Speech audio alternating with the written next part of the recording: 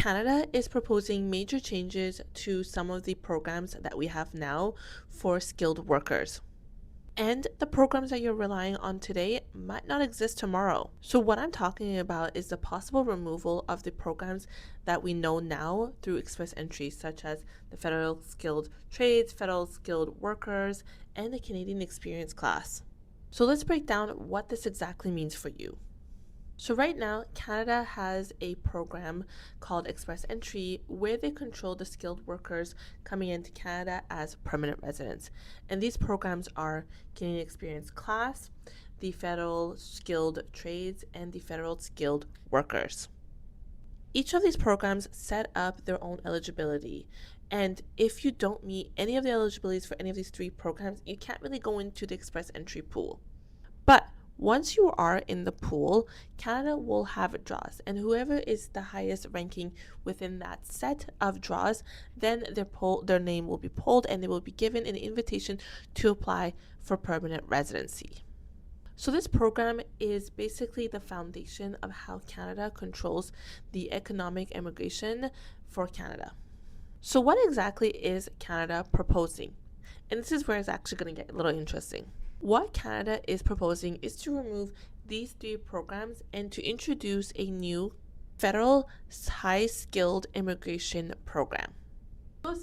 So essentially, instead of having multiple programs that have different rules and regulations, they're going to have one main program with specific rules and eligibility requirements. This is basically them streamlining the economic program. So what does this mean? It means that there's going to be less criteria and less eligibility requirements as well. This system is essentially going to be easier for both applicants and employers to understand. Essentially, this is to modernize the economic immigration pathway and to meet our labor market needs as well.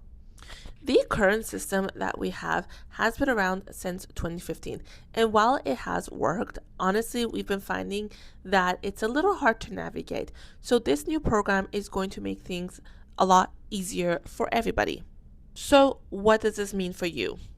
If you're planning on applying through the immigration economic pathway, then this could really reflect on you, your eligibility, and what the future of your PR pathway will look like. Not only does your eligibility change, but also your strategy might have to change as well. And the pathway that you were relying on to obtain your permanent residency may not exist.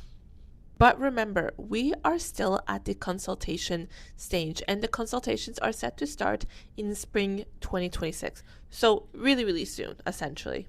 But remember, nothing has changed yet. So if you're currently in the process of applying, the old system still exists. So what should you do now? If you are planning on applying for your permanent residency, this is not the time to sit around and guess if you should do it or not. It is time to get things moving and to stay up to date with policies that are changing.